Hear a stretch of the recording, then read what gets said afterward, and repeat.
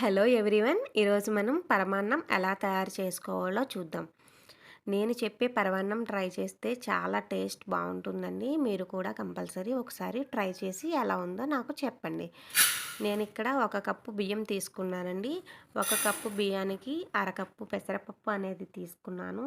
ఈ పప్పుని మనం లో ఫ్లేమ్లో పెట్టి బాగా ఫ్రై చేసుకోవాలండి. గోల్డెన్ బ్రౌన్ కలర్ వచ్చినంత వరకు కూడా బాగా ఫ్రై చేసుకోవాలి. ఇప్పుడు మనం ఈ పప్పు అయితే ఫ్రై అయిపోయిందండి. ముందుగా తీసుకున్న బియ్యంలో ఈ పప్పు అనేది వేసుకోవాలి. ఇప్పుడు వీటిని మనం 2 సార్లు బాగా వాష్ చేసి పెట్టుకుందామండి.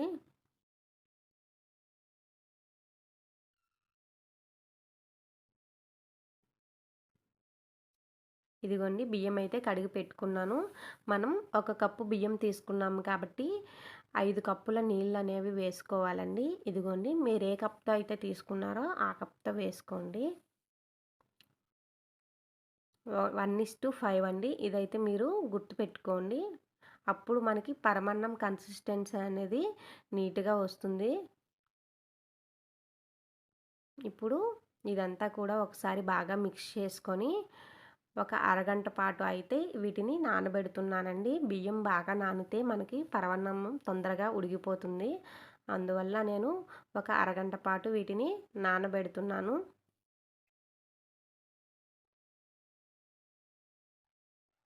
ఈ లోపల మనం నెక్స్ట్ ప్రొసీజర్ చూస్తామండి. ఒక ఒక కప్పు బియ్యానికి 2 కప్పుల బెల్లం అనేది తురిమి పెట్టుకోవాలి.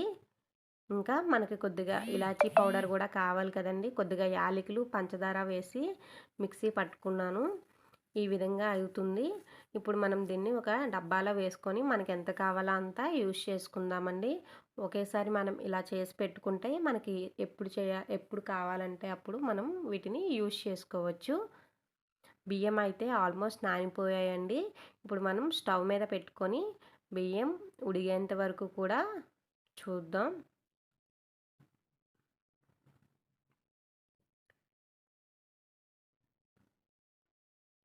ఈ పరమాన్నం చాలా టేస్టీగా ఉంటుందండి. మీరు కంపల్సరీ ఒకసారి నేను చెప్పే విధంగా ట్రై చేసి చూడండి. మీరే నాకు చెప్తారు చాలా బాగా వచ్చిందండి అని.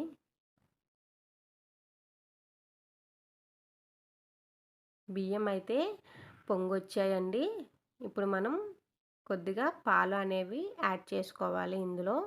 నేను 1 కప్పు బియ్యం తీసుకున్నాను కాబట్టి పాలు కూడా 1 కప్పు తీసుకోవాలండి. పాలు అనేవి మనం ఎక్కువ యాడ్ చేయము ఈ పరమాన్నంలో. 1 కప్పు బియ్యానికి 1 కప్పు పాలు సరిపోతాయి. నేనైతే ఇక్కడ మరిగిన పాలు తీసుకున్నానండి. మీకు పచ్చి పాలు ఉన్నా సరే మీరు యాడ్ చేసుకోవచ్చు. టోటల్‌గా మనం 1 కప్పుకి 6 కప్పులు వాటర్ అనేది యాడ్ చేసాము. 5 కప్పుల వాటర్ ఇంకా 1 కప్పు పాలు. అది మీరు గుర్తుపెట్టుకుంటే మీరు ఎప్పుడు చేసినా సరే పరమాన్నం అనేది ఎప్పుడు ఒకే టేస్ట్‌లో ఉంటుందండి.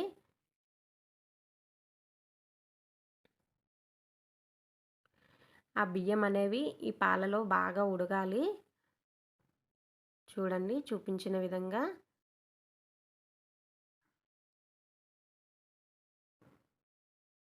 ఇప్పుడు మనం బెల్లం తురుము అనేది యాడ్ చేసుకుందామండి.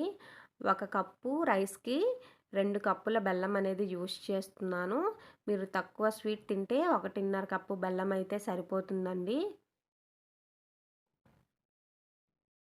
మనం బెల్లం వేసాము కదండీ! కొంచెం వాటర్ అనేది వస్తుంది. ఇదంతా కూడా దగ్గరగా ఇంకిపోవాలి. నేను కొద్దిగా సాల్ట్ అనేది ఏస్తున్నానండి. ఏ ఐటెంలోనైనా సాల్ట్ లేకపోతే ఆ టేస్ట్ అనేది రాదు కదండీ! అందుకే కొద్దిగా సాల్ట్ కూడా వేశాను. చూడండి.